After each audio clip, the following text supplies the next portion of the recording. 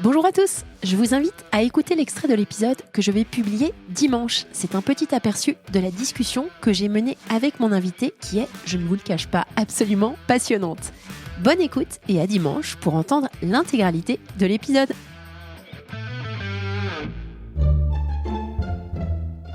Solène Niederkorn vous propose FinScale, un éclairage sur l'innovation dans le monde de la finance, de la banque et de l'assurance.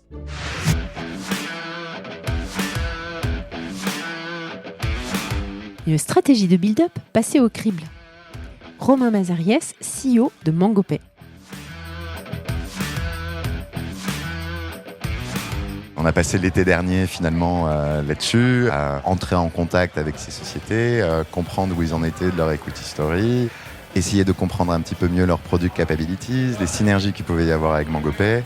Et on a eu énormément de chance parce qu'on est tombé, que ce soit sur la partie orchestration et sur la partie fraude risque, dans les due deals qu'on a fait cet été, qui ont continué un petit peu en automne, sur 2 boîtes qui fitaient absolument nos besoins. Et d'ailleurs, les 2 closings, on l'a annoncé de manière assez différée, mais les 2 closings se sont faits avec une semaine d'écart et sont déjà, on peut en reparler, mais voilà, on vient de finaliser les 2 intégrations de ces sociétés.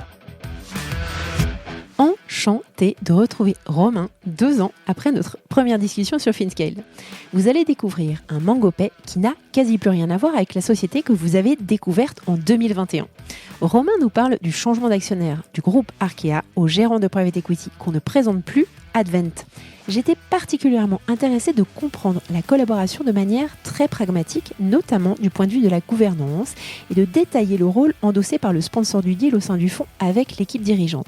J'ai demandé à Romain de partager la stratégie de build-up établie par cet acteur du paiement désormais incontournable en Europe. Il reprend pour nous les critères qu'ils utilisent pour évaluer les opportunités d'acquisition et comment ils les intègrent dans leur structure existante en prenant comme exemple leurs 2 dernières acquisitions, Neton et Wenzen. Nous parlons de leur proposition de valeur unique, de leurs clients et de l'évolution des équipes. Nous terminons sur les perspectives d'avenir pour MangoPay. Vous allez voir, c'est une mue assez fascinante. Bonne écoute à tous. Bonjour à tous. Bonjour Romain. Bonjour Solène. Merci de revenir sur FinScale une 2e fois. Je suis ravi. Écoute, il y a tellement de choses qui se sont passées. En fait, je vais expliquer à l'audience qu'on a déjeuné avec Romain il y a 6 mois et tu m'as raconté tellement de choses intéressantes. Je me suis dit que c'était trop dommage, qu'il fallait absolument que je fasse participer l'audience du podcast. Donc, merci beaucoup de ta confiance. Est-ce que tu pourrais quand même te représenter rapidement aux auditeurs ? Bien sûr. Donc Romain Mazariès, moi j'ai commencé l'aventure MangoPay absolument partie des murs, puisque j'ai commencé en rejoignant Céline Lazorte en tant qu'associée sur litchi.com avant de lancer MangoPay en 2013. J'ai pris la position de CEO en 2018. Voilà, alors, nous étions une 60aine de personnes. Aujourd'hui, MangoPay, on est à peu près 460 personnes. On va en parler bien évidemment, mais on vient de faire 2 récentes acquisitions. On est aussi en train d'ouvrir au UK. On a des projets aux États-Unis, donc on devient vraiment un groupe bien plus vaste que le MangoPay qu'il y avait encore il y a quelques années. Top. En tout cas, notre première session de podcast. Exactement. Écoute, alors j'encourage les auditeurs à te réécouter sur le premier épisode qu'on avait enregistré, qui était il y a à peu près 2 ans de mémoire. Entre-temps, donc tu l'as dit, vous avez fait des acquisitions. Donc ça, j'aurais aimé juste qu'on commence par ces éléments-là de stratégie de build-up.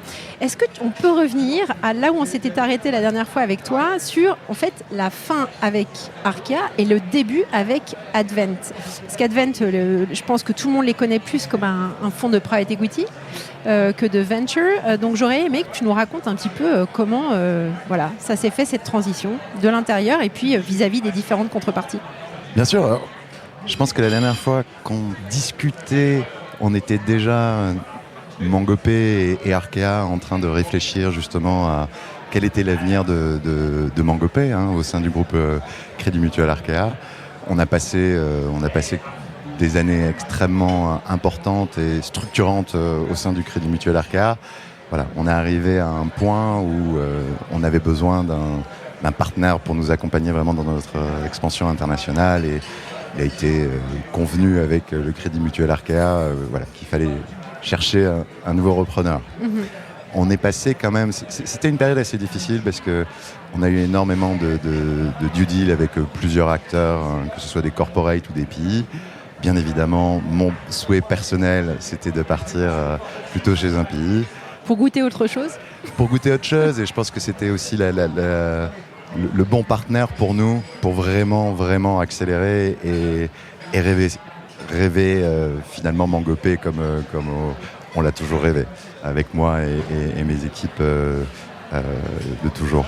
Et du coup, voilà, long story short, mais on est passé un peu dans un trou de souris avec Advent. Du coup, on a eu cette opportunité. Moi, c'était un de mes 3 premiers choix un an avant qu'on a commencé le process. Et j'ai toujours été très proche d'Advent parce que c'est un fonds, comme tu le sais, qui est absolument expert et qui est référence dans le monde du paiement. Et donc, quand cette opportunité s'est offerte à nous, on y est allé all-in. Top.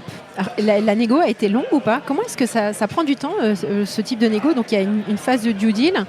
Comment, gère en termes de timing ? Alors, ce qui est dur, c'est pas la due deal Advent en tant que telle, c'est les différentes séances de due deal qu'il peut y avoir, les roadshows, les management press qu'on a pu avoir avec énormément aussi d'autres PI, d'autres corporate. Donc, c'était une période qui était assez intense. C'est une période aussi qui ressoude énormément les équipes, beaucoup de yo-yo émotionnel dans une certaine mesure. Ouais. C'est une période extrêmement intense. J'ai envie de dire qu'avec Advent, ça s'est fait quand même assez rapidement. Vous venez d'entendre un extrait de l'épisode que je vais publier dans quelques jours. Alors ne restez pas trop loin de votre plateforme de podcast pour pouvoir profiter de tout l'enregistrement.